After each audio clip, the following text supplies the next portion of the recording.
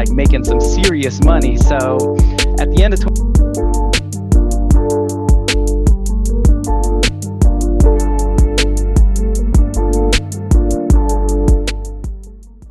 Welcome back to episode 14 of The Young Startup. Today, we get to interview a close friend of ours, actually someone that lives in the Lower Mainland, or I should say the Fraser Valley. He's out in the boons.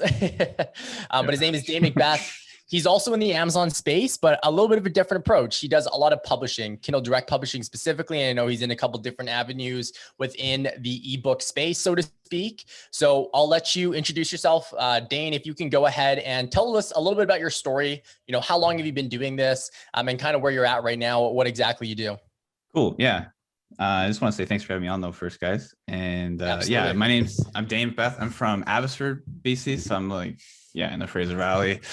And in terms of online business, I started around I actually started back in high school when I was doing drop shipping through Shopify and stuff like that. That's how it kind of got me into the whole online business space, e-commerce and stuff, but never really found any success with that kind of thing. I tried FBA. It worked pretty decent for me. I was just too young at the time, didn't have enough money to get started with that. So I went decently. I still want to get back into that eventually. But then about 2 years ago now, I guess 2 years ago exactly, I got into Amazon KDP, which is Amazon Kindle Direct Publishing. So basically you're self-publishing books on Amazon and selling them to Amazon's customers. We also do it through Audible as well. So I started about 2 years ago now, and I've built that business up to around 40 to 50 individual books now. And I'm not writing them. I'm actually hiring other people, some outsourcing things like ghostwriting, editing. So I don't actually write the books. I just find the topics and I get other people to write them for me. And I've kind of built that up to around 40 to 50 books now, and it does pretty well. It does around, I don't know, in terms of numbers, it's 5,000, 10,000, 15,000 per month. Depends on the time of year, whether it's Q4, Q1. But yeah, so that's my actual business. And then I do a coaching business as well, where I teach people exactly how to do what I'm doing, which is self-publishing. So that coaching business with the program, I started about a year ago now. I started with a free course and that moved into a paid program, which is now doing pretty well. And yeah, so that's been my whole story. Things are going good, just kind of progressing day in, day out kind of thing. Hey, man. Cool. I appreciate you sharing your story. I loved how, you've always been a hustler. Our podcast is called The Young Startup. We always like to interview people that started young with, one direction in mind, and that's up at the end of the day. And you mentioned, you dabbled into drop shipping, you dabbled into Amazon. You've been into the e-commerce game is what it sounds like. Tell me why. Yeah. What's appealing to you in terms of the e-commerce space? Oh, that's a good question. I really got into things it's actually pretty funny. I can go back to when I actually first started. That was back in grade 9 when I first downloaded Vine. I don't know if you guys remember that app. Oh man, good times. Yeah, Vine was the OG for me. That's when I got my first taste of online business. I started growing accounts on there, and then brands would reach out and ask me to do sponsored deals and publish them, and I get payments through PayPal. And then that kind of turned into, okay, I should probably make my own store and sell my own products through Vine. So I kind of tried that. It didn't work very well. I was in grade 9. I didn't know what I was doing. And eventually I started doing Facebook ads and testing things out on the side. And I just never really, I didn't want to be a doctor or anything. I knew that from the beginning. So I was I want to do my own kind of thing and see how it goes. And that just kind of spanned throughout high school. And then I guess I graduated 2017. So now we're just still doing it, and it's going pretty well. I mean, I've had tons of bumps in the road, lots of print on demand stores as well with Shopify that went pretty good. I sold a couple of those. And then, like I said, I got into the FBA thing. So e-commerce has kind of been an underlying theme for me ever since I got into it in grade 9. And then now we're here. Absolutely. You're ahead of the game, to say the least. I mean, a lot of people are getting into e-commerce now because personally, I think COVID shifted a lot of consumer behavior. The fact that they now know the ability to purchase anything online. You think about Amazon, they're literally implementing softwares, technology that you can purchase, pharmacies, everything is literally going online. And you just started early. You got a kickstart. I know Eric and we started about 2 years ago as well. So not as much as a kickstart to you, so to speak, but we still got in fairly early, and it's just growing. It's been super, super lucrative for us. So that's awesome to hear. Now, a couple other things that you mentioned throughout the process, you kind of give us a little bit of background in regards to the KDP process. You don't necessarily write, you essentially just do the outline and understand the topics and you get people to write. Can we kind of dive in a little bit more in regards to that process of writing books and self-publishing, just because, again, you're the first person we're talking to in regards to publishing on the podcast. Yeah. So just get a little bit of background on in regards to what that looks like. Yeah. So yeah, you guys actually have an idea for it. So I'm kind of saying, reiterating things to you because you guys have been through what I've taught already, and you have an idea for how the process works. But for the people who are listening, it's like, yeah, it's an interesting concept. Like when I first learned about it, I'm sure you guys can kind of relate. It's kind of like, man, I never even thought about that. Like, that's a pretty good idea. Just get someone else to write it, handle all the hard work, and then you kind of do the promoting and the selling and stuff on Amazon. It's not as difficult as doing the whole traditional publishing route that people are so used to. So when it comes to what we do, mainly we're just finding popular topics on Amazon that are not only in demand, but you have an interest in them, so you actually don't mind making the books about them in the first place. And you have a bit of knowledge in them, but you have the knowledge. If you wanted to write it, you probably could. But in order to save time and scale the business, it just makes more sense to hire a ghostwriter who may or may not be even better at writing that topic for you. So basically hire ghostwriters through websites like Upwork, like freelance websites. There's a couple other ones, Hot Ghostwriter, stuff like that. We pick the topic, make an outline, usually 8 to 10 chapters if you're doing a traditional book, which is usually like 30,000 words. And then give the outline, it's usually like 3,000 words or so. Give that to the writer, and then they'll write the book for you. It takes a month or so, however long it takes the writer to make it. They give it back to you. We do some editing. We hire someone else to do the editing, or you can edit yourself, whatever. Check for plagiarism, create a cover, and book description, stuff like that. All the stuff that goes into creating a book, upload it through Amazon, and then we just run ads to it and run a launch and grow an email list. And there's tons of things you can do in order to monetize the business. Growing the email list through the book and creating that reader database over time is what grows the business.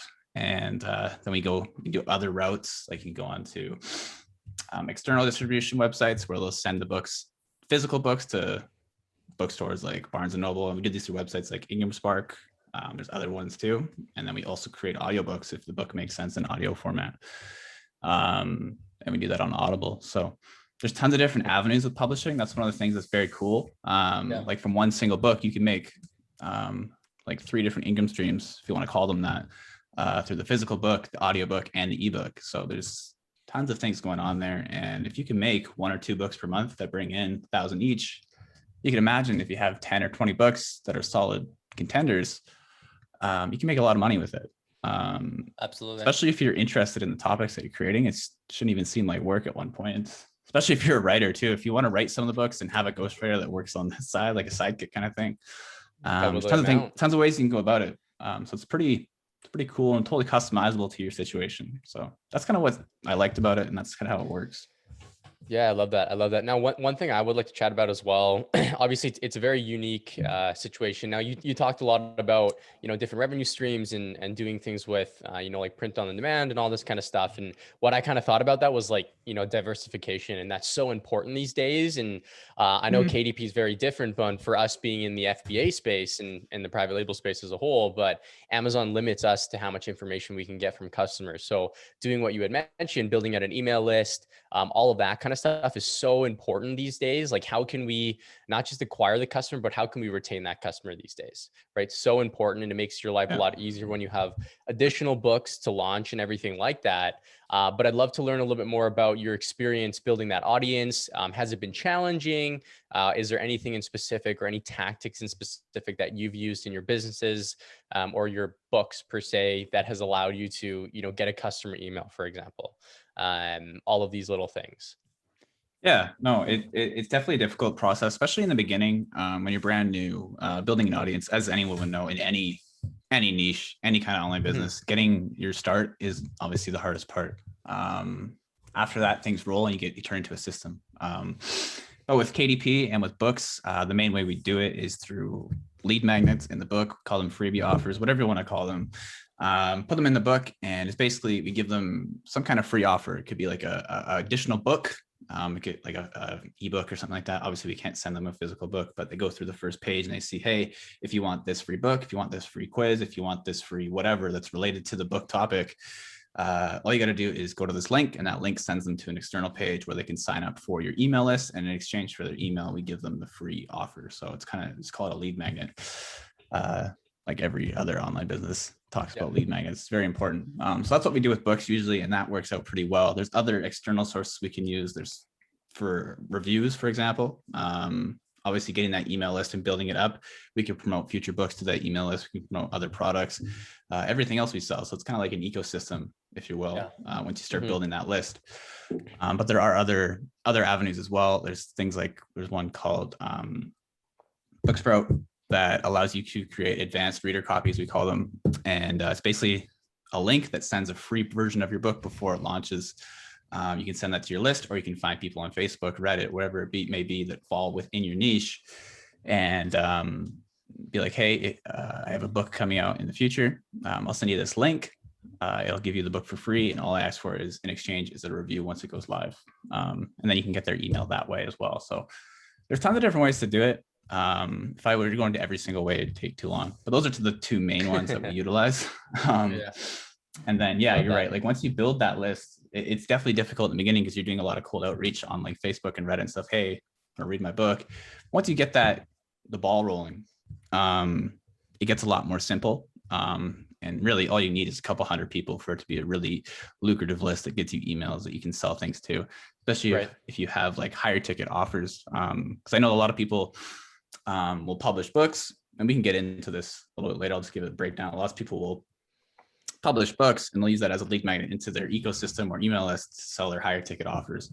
It's obviously another way to make money, but some people will just focus on the books in the front end and make money off that as well. So, I mean, if you have the books in the front end making money, plus your high ticket offers and everything, it can be really lucrative. Just depends how you want to approach it. Absolutely. No, I understand that for sure. We were actually just on a call with a previous mentor, and we were talking about the product life cycle. So, you're talking about the front end where it's hard. You're doing a lot of organic outreach. That's your introduction stage. Like you're trying to just build a name for yourself. You're probably going to have low sales. You're probably acquiring customers at a higher cost, but when you start to grow, when you start to build that email list, things start to increase in sales. You can re-leverage those people. Back-end profitability increases, of course. Then you start to mature. You're probably in the maturity stage right now. You're just building and you're just adding and adding and adding. You've essentially cracked that code at that point. So I resonate with that as well. You keep talking around, I think it keeps going back to diversification at the end of the day, and omni-channel as well. Right? Like being able to leverage your network, your customers through not just Amazon KDP, but through Audible, through Booksprout, through all these different things where you're acquiring customers. And I think that's so important, because all said and done, you need multiple avenues, right? Because if you don't, what happens if Amazon KDP just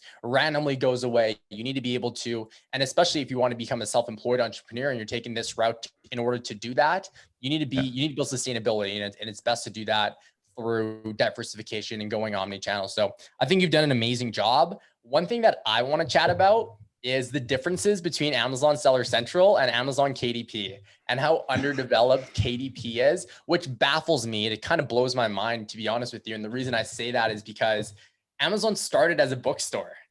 Exactly. I know, that's what I always think too. It's hilarious how bad it is compared to what you guys have going on over at Seller Central. I don't know if it sounds Seller Central very well, to be honest. Like it was a long time ago when I used it. It's probably way different now. I haven't logged in for a while. Absolutely. But the KDP backend is awful. A couple of the big differences is like reporting dashboard, right? The dashboard in KDP is still considered a beta, and it's been a beta for so long, right? So that's one thing. Another thing that baffles me as well is the fact that you can get reviews that are unverified purchases. So again, going to Booksprout, they don't technically purchase it. You can get reviews onto your listing, which helps you with your launch. It helps you build social proof, helps you build credibility for a brand new pen name, whatever that looks like. And those reviews won't get taken down with Amazon physical products. That's not possible. As soon as someone leaves a review, Amazon, it goes through a due diligence stage. It most likely won't even get posted. Or if it does get posted, you will have a competitor probably reporting you, and then that's getting taken down like the next day. That's interesting. Yes. Yeah. I wasn't even aware of that, but I don't really doubt it. Because Amazon right now, it's like they're super strict with the review process. And like you're saying, I'm super surprised that they even let people leave reviews on books that aren't verified purchases, like you're saying, and they show up. So you can see like there's different holes, and it seems like it's back like 5 years compared to Amazon Seller Central. And I'm assuming that's because obviously the physical product world on Amazon brings in a lot more money as a whole compared to just the small little book segment. Even though Amazon started as a book store, there's tons of money flowing into that. So I'm assuming they put more of their focus into it. For sure. But I can definitely see Amazon laying down the law in the future when it comes to reviews and stuff with KDP, because like you're saying, it just doesn't make sense if because people could totally game the system if they're into that kind of thing. And like you're saying with Seller Central, I didn't even know that, but that's kind of interesting that they don't even let that kind of thing squeak through. Yeah. No, exactly. It's I don't want to say it's a hassle. I think they're doing it right. It makes sense for them to have verified purchases. But what I'm trying to say is like, hey, for anyone looking to get into KDP, like this is the time. Like I said, it's underdeveloped. The restrictions aren't crazy, but it's booming. A lot of people such as Dane are developing courses around these things because there is massive opportunity. Eric and I, we do 3 to 4K on a monthly basis in royalties now. Ad spend, we're probably running 2K profit. And that's honestly based off of one book that's just been crushing it. We have like 3 or 4.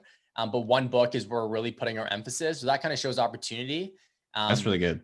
Yeah, it's good. Let's actually chat around like startup costs then, because again, I think KDP is a great avenue for people wanting to dabble into the e-commerce space that don't necessarily have a ton of capital.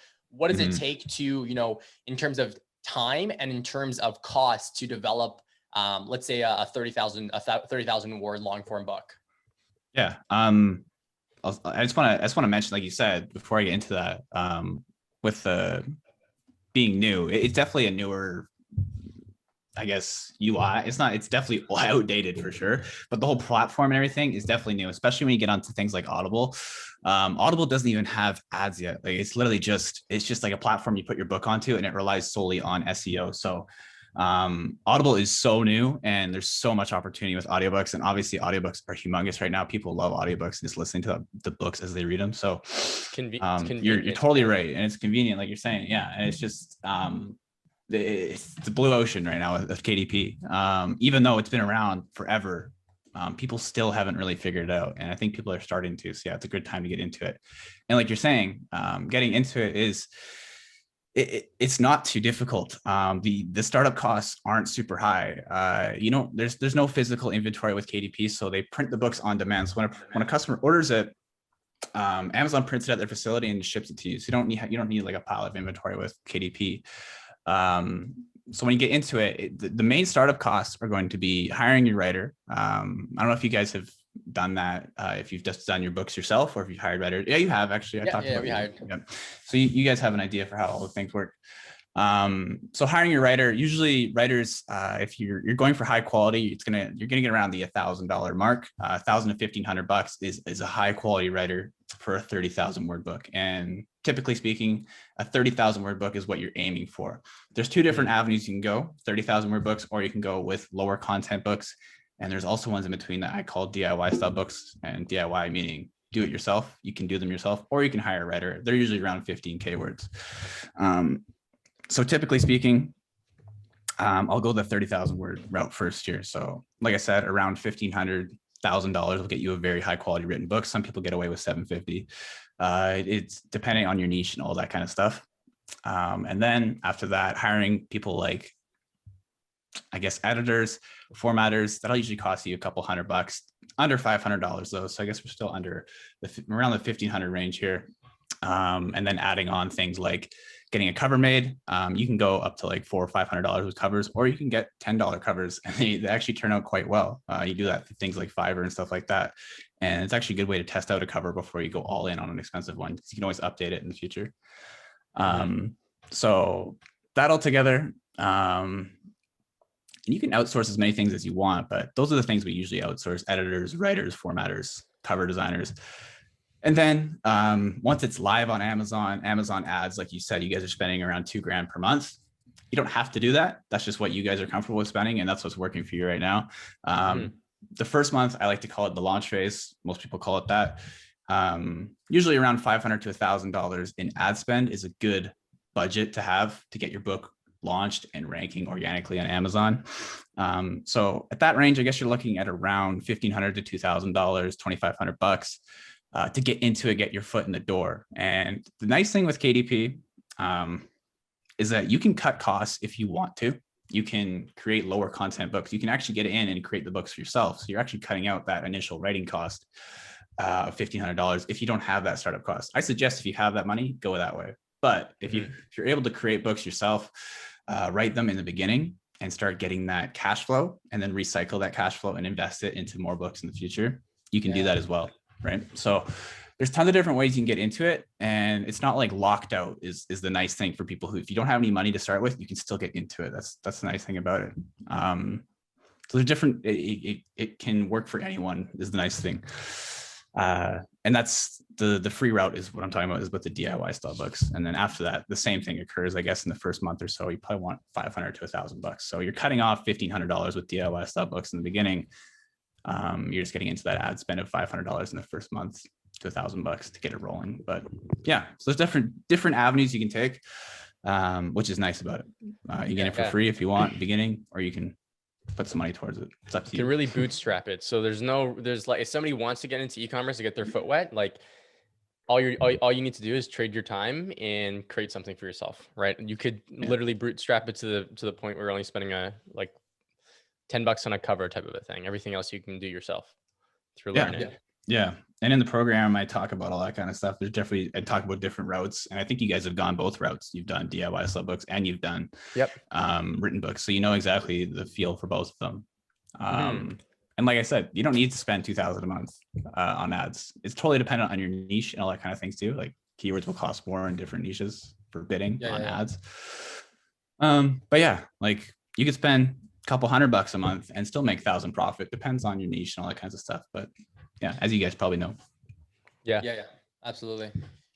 I'd like to kind of go into, I really like the conversation around differences between Amazon FBA physical products and Amazon KDP direct publishing.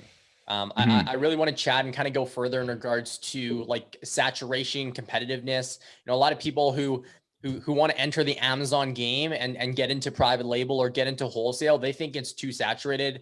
I always shut them down. I always think that there's so much opportunity that you just need to find the right opportunity and just kind of pigeonhole yourself into that. When it comes to competition on KDP, what would you say that kind of looks like right now? Would you say that there's still a ton of opportunity out there? Yeah, no, it's a good topic of conversation because they're like, it's only getting more competitive. People don't realize that. Like the best time to start is now. Like the more you wait, the more competitive it's going to get. 100%. And with KDP, like I said, Audible is very new. Like that is not very competitive at all. And there's tons of stuff to get into with that. I don't even think we've scratched the surface with Audible. There's not even ads on there. You can't even run ads on there. So once you start running ads on that, it might get a little bit more competitive, but audiobooks are, like I said, it's kind of blue ocean right now. You can get in there and do well. With KDP, it's a little bit different. It's been around for a while. It's ebooks and paperback books only.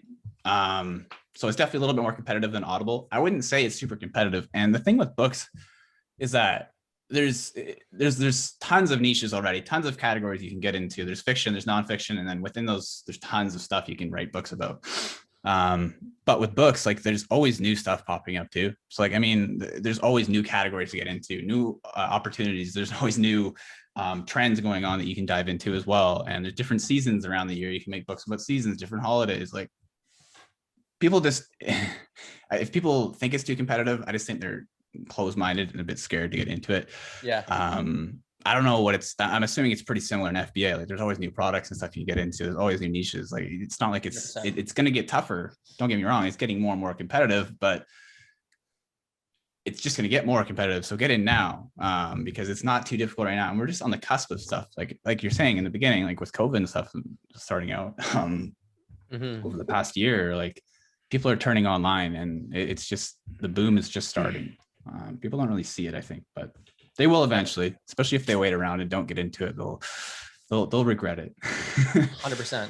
I agree, man. I 100% agree. Like I think what it comes down to is the mindset of people not being in business. And that's why I love to have these conversations, because we've been doing it for the past couple of years, and it puts into perspective, especially because our audience here is a lot more younger people, so to speak. So hearing it from other young people, I think is the next best thing for them to hear, and then for them to go ahead and take action. Even like, for example, Walmart now has, Walmart is essentially turning into an Amazon. I don't know if you knew that, but Walmart is letting people sell private label product, or resell, or even drop ship through their platform and things along those lines. They have their own fulfillment centers, and that's a brand new thing. Eric and I are going to want to get into that by the end of this year as well, because we learned the hard way that Amazon, we could have got into it in 2017, but we got into it in 2019, and we saw the competition rise. Right. So I like how you said the best time to start is now, because I 100% agree. And I think KDP is a great avenue to do that, because you can really get in with very, very minimal costs, get your feet wet, see if it's something that you like to do, and then kind of capitalize it. And you also mentioned, like, get cash flow, get profits, and reinvest back into it. I'm a big fan of that. Eric and I teach that from a mindset component as well, because at the end of the day, a business is a business. If you don't refeed it, you can't, again, with the product life cycle, you're eventually going to mature, and then you don't want to be stable, and you don't want to decrease and get out of that product life cycle. You always need to be increasing your products, your books, whatever avenue you take for your business. And what that's going to create is sustainability and diversification. That's how you really excel in business. And that's how you go ahead and quit your job. I think you mentioned that you ended up quitting your job. You're just doing this full time now. Yeah, about a year ago. So I think in March last year. So a little bit over a year now. And I've just been doing this since then. And it's cool for sure. And like you're saying, like, I started out the same way most people do. And in the program, I call it the limited budget recycling method. So basically it's when, like you're saying, you take your initial profits, reinvest them, and then just keep doing that until you start to see profits. You can always take profits out of the business, but if you want to keep growing it and scaling it, putting them back in is kind of the way to go, and then just keep growing it over time. And not using that money for dumb purchases. I think reinvesting, it's always the good way to go, especially in the beginning. Agreed. Another thing that I really like about KDP is the seasonality and the trends, right? With Amazon, we typically tell people, or with Amazon private label and physical products, we typically tell people to stay away from that, because you need to invest in so much on the front end with so much capital on the front end with inventory, right? And for any reason that product doesn't sell, you're now stuck with thousands and thousands of dollars of inventory that you can't sell, right? With KDP, typically speaking, if you can get something ready and launch prior to a holiday, prior to a season, and you can tailor to that, you can easily make your money back because of the minimal investment that's required for a book. Yeah, no, exactly. It's, excuse me, like you're saying, it's not nearly as big of a risk if you're comparing the two in that area with the seasons and holidays. And it's a nice way to test the seasons and holidays too, because like, even if the book doesn't sell, it's not like you have all that inventory to worry about. It's just you put a couple $100, $500, $1,000 into the book, and it doesn't sell. You might sell a few copies and make some of your money back. You might even break even. It's just like, over time it might take off, and that book might sell during that season every single year from there on, quite a bit. Exactly. It'll die out in the other times of the year, but you have that book on there. If you can hit all the different seasons and all the different holidays throughout the year, then maybe you have a book or you have books that just consistently sell over every single season throughout the year. And that's also something you can focus on. But yeah, you're right. Testing each one is not too difficult. And if it doesn't work out, it's not like a huge loss. So that's nice about it. Yeah, totally. Yeah, you can walk away from things. I mean, I've heard some horror stories of people on Amazon, and this doesn't happen because ideally people are making calculated decisions on how much inventory they need to order and all that kind of stuff. But a lot of people have had to liquidate inventory, and that is, number one, you're paying for that, and then you're not getting a lot of your money back. So it's kind of a lose-lose, of course. But yeah, it's interesting. It's a very low risk, different type of competition, and it's okay to have seasonality. Whereas in Amazon, it's like, we don't really preach that, because you don't want to be sitting on inventory. You have to pay storage costs, all of these little things. Two different ballparks, of course. What is your process? So like for seasonal based or holiday based product or books, obviously you won't get any volume after that season or after that trend or that holiday. But let's say next year it spikes back up. Of course, like the season picks up or the holiday comes back. Do you go through like a relaunch phase prior to, like a month before or something, to make sure that you're re-ranked? What does that look like? No, it's a good question. The thing with the seasonal books is that once you get them ranking the first time, usually they'll stay pretty consistent because when it dies down, all the books that you're competing with die down. So it's not like there's going to be new books coming in and forcing you out. You're kind of going to hold your spot pretty consistently throughout the year. There's going to be new ones, like you're going to fall a little bit. So I'll definitely, I'll usually just let them sit. I don't run ads to them when it's not really around their season. Usually there's like a 2-month period before 2 months of the holiday, and then after about a month of the holiday, and then it kind of slows down. So I guess it's like 3 months total where you're gonna get some sales for that individual book. Depends on the season though. If it's a Christmas book, it might sell for 4 months. Beforehand, like after Christmas, it's not gonna sell a whole lot, but beforehand, like during Q4, October, November, December, it'll sell a lot. But during the off season, I guess you can call it, usually I'll run ads like 2 or 3 months out just to get it kind of re-ranking and in people's faces, get people seeing it. And sometimes you'll get return customers seeing it again. They'll buy it like a month later. But it doesn't really fall because, yeah, like I said, the competition is all in the same niche and they're all in the same boat. And like the sales for the other books are going to go down as well. So it's not super difficult to get it re-ranking. Makes sense. Yeah, for sure. And Eric said something I was going to reply to. I forget what he's talking about. What did you say before Brian asked me the question there? I was talking about little risk, no inventory, different seasons. I kind of had a little tangent there. Yeah, no, you're right. There is little risk. And the thing is, compared to FBA, like I'll compare the two again. When it comes to publishing, there's so many different ways you can get into it. I talked about DIY and 30,000 word books, which is the higher content books like I talked about. But there's also a lower level called like low content books, which are like journals and coloring books for kids. And that's the area, like this kind of goes back to saturation, and it also relates to seasonality. So that's how I was going to get into it. But the saturation thing, the low level, I don't really teach that in my program because it's so saturated and easy to get into. The barrier for entry is so low. Compared to FBA, I don't think there's really that level. Probably there's no category kind of thing that's like super easy to get into. You have to pay up front for that inventory. So that's one thing with KDP. It's a little bit more difficult to deal with. So I just don't even teach it for people to get into it. You can get into it for free, but there's more competition. It's harder to compete with. Having that moat or that barrier like you guys have in FBA is a little bit nicer because there's less competition, I guess, just plain and simple to deal with. And the low quality books and all that kind of stuff is kind of frustrating.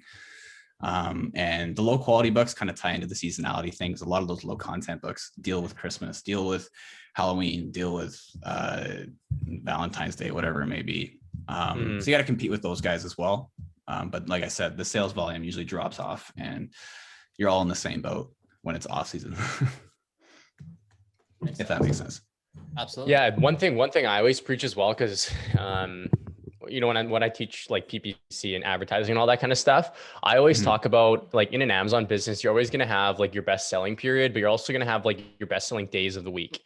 So one thing I always say, like in order to capitalize on those days of the week or those best selling periods, well, first off, it's a lot easier when you're selling the product, for example, for a whole year, because then you can understand where your spikes are and everything like that.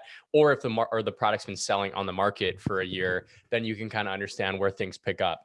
And as a smart business person, adapt to changes, right? So, if demand is higher, intent to purchase is higher, throw more budget at it because, your conversion rate is going to be higher. People are going to purchase more. And as long as you know that your ad or your campaigns are very profitable, don't be afraid to spend a little bit more on ads. And the same thing every single week. So for example, when somebody's starting off in the space and they're like, they're working with a smaller PPC budget, for example, I said, okay, so what you really want to do is like, let's say you have $100 or $200 you want to spend every single day, allocate that to the campaigns that are doing the best. Right. And then, for example, if like right now, and this changes from season to season for us, but right now our best selling days are Monday, Tuesday, and Wednesday. However, in Q4, our best selling days are Friday, Saturday, and Sunday. Right. So what we do is that campaigns that are crushing it are really profitable. We have a low ACOS. What we do is we reallocate budget from, maybe the campaigns that aren't doing so well to the campaigns doing well.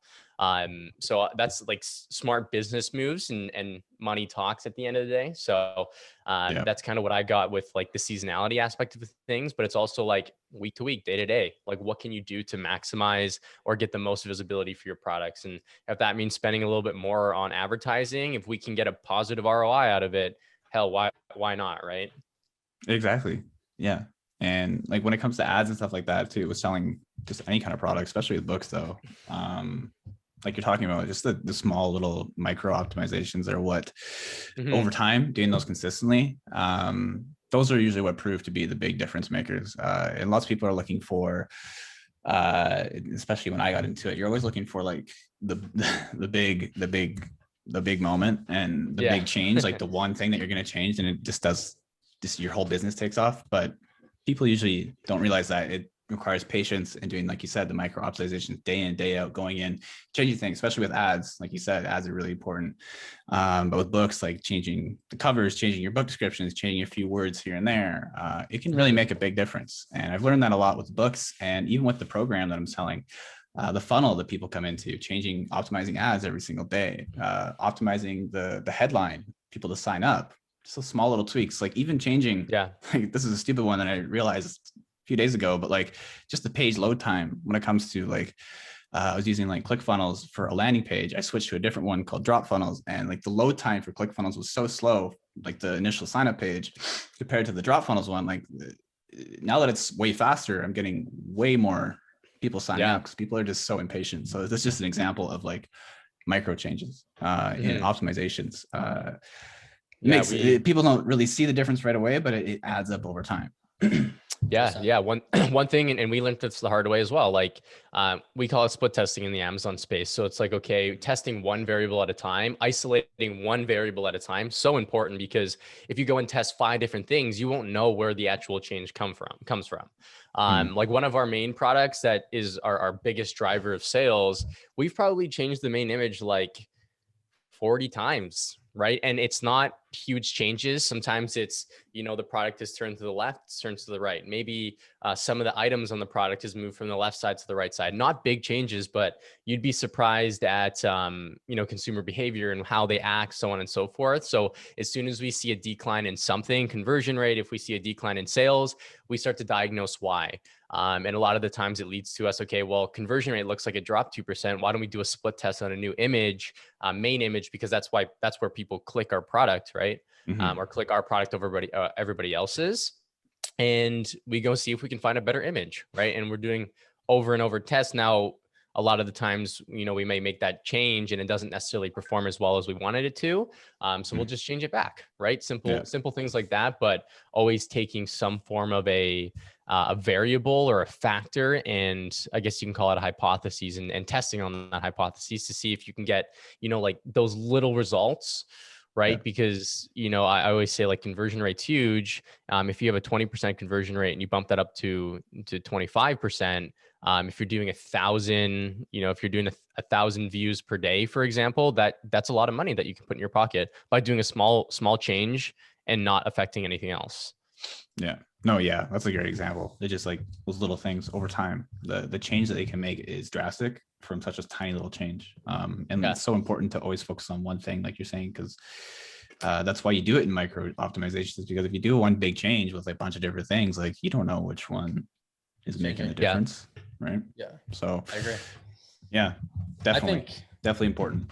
I think the little tangent that we're going on here is so important for anyone who either is in business or looking to get in business.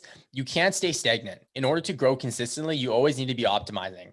Therefore, you always need to spend time in your business and looking at the metrics. Data does not lie. Always look at the data, make educated decisions on what you can change as soon as possible. Test that, see if it does, and then make and cut decisions as soon as possible. Right? Yeah. That's the way to do it. That's how Eric and I have always grown. I know that's probably how you're growing significantly as well, but we're big into data. We're big into optimizing. And we learned that the hard way. The first year we're like, hey, let's put a product on Amazon and let's let it sit and see what happens. I think that first year, like our peak month was 10K. We probably, I think over like an 8-month period, we did 80K in revenue. next year, we're like, okay, we need to pick things up. No, not only do we need to build a more sustainable product line, but we also need to be more attached to the business itself. And then we were able to do $600,000 the next year. So growth like that, you don't see that just by staying stagnant. You always need to be optimized. You always need to be doing more. You always need to be learning, which kind of gets me to my next point. Learning, development, mentorship. What's your take on that? I know obviously you're going to say that it's needed, and I'm a big fan of mentorship. We've spent I'm pretty sure like $100,000 over the past 2 years here in mentorship. It's pretty crazy, but we always like to learn from people's mistakes as opposed to us making those mistakes. That's the way that I always see it. There's a return on your investment. Exactly. And like what you just said is obviously proof in the pudding for that, because like you said, you went through the first year, you did 80K, and then you obviously optimized things. And I'm assuming during that time, you didn't do that with just from your own knowledge. You had people helping you and showing you the way to go. And when there's like 6 different routes you can take, it's nice to have that person to tell you, just go down this one, and that's what's going to take you to the right destination, right? Exactly. So obviously I think mentorship is key when it comes to that kind of thing. Like, just think about it. If you guys didn't have that, like your time would be doubled right now on testing different things. But since you had that mentorship, all of your learning and all the process has been cut in half or even more, and you've already gotten to that level in such a short amount of time. And the same thing with me. And like, I learned from other people. I've had tons of people teach me different things. And at the end of the day, like, I think it's just so valuable. And people who disagree with that are usually people who haven't had the experience of mentorship before, whether it just be teaching in a program or like one-on-one sessions, whatever it may be. And they're trying to do things on their own, and it's worked for them. But once you get that mentorship and you get the time cut in half, the learning process, and they point you in the right direction, it makes all the difference. We're all pretty young guys. And we've learned quite a bit in the past few years, a lot more than a lot of other people have. And just because of other people helping us, right, and guiding us in the right direction. So exactly. Yeah. I'd even say like the people that haven't seen the value of mentorship, I'd say they're bad business people.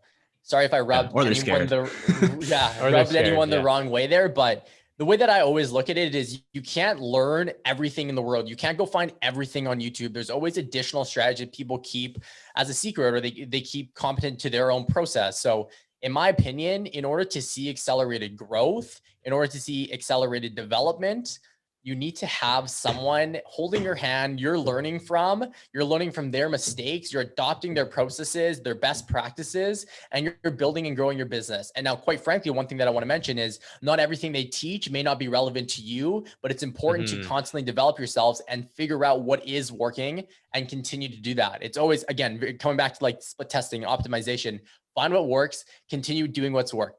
Find what doesn't work, stop doing what doesn't work. It's as simple as that. It's not a crazy recipe or anything like that, but a lot of people don't know. And especially younger people, I want to put another example and some perspective in here. But Eric and I, quite frankly, we joined a course, but we didn't really have a mentor when we first started on Amazon.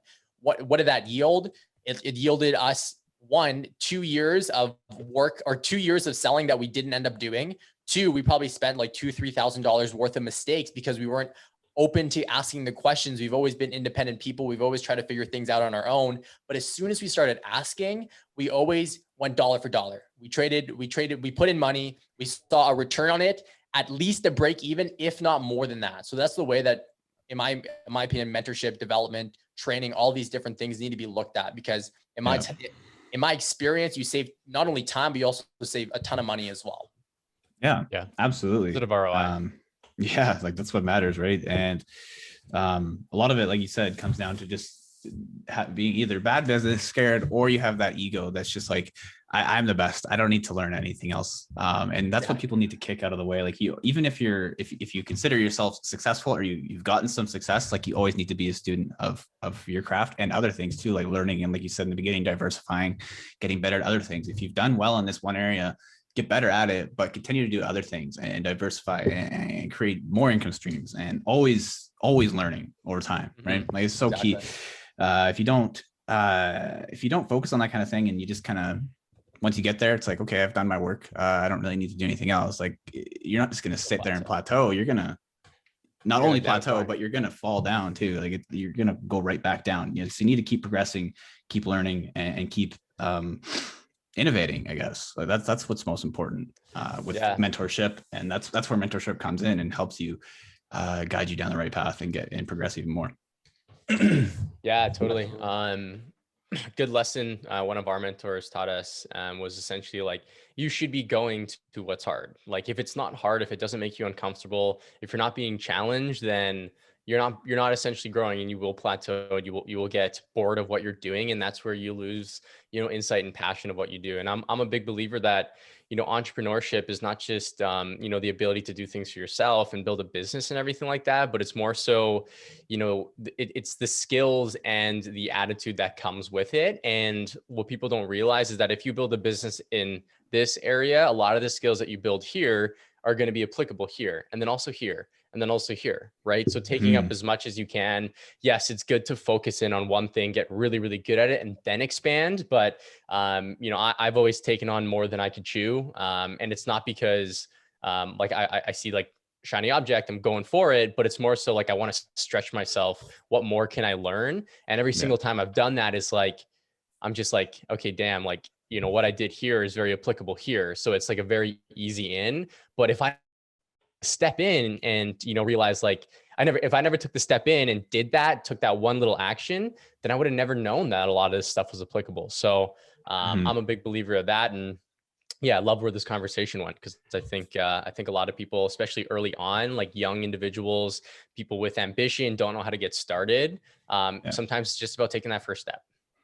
Yeah, just getting over that hurdle and not being afraid, just embracing things. Because like you said, what doesn't kill you makes you stronger, right? Exactly. And when it comes to learning, like you have to keep progressing. In order to do that, you have to do things you're uncomfortable with. And once you see that thing that's uncomfortable, it's like, this is good. Like keep pushing for it, because you know that something good is going to come out of it.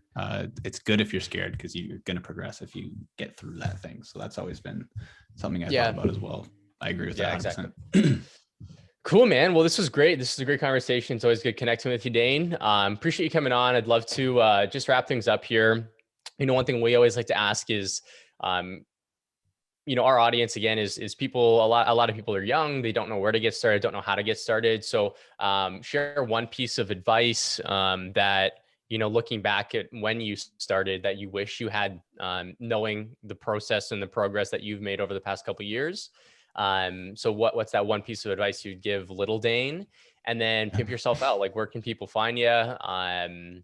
We'll drop all the links down below, but people find you, drop your program name, all that kind of stuff.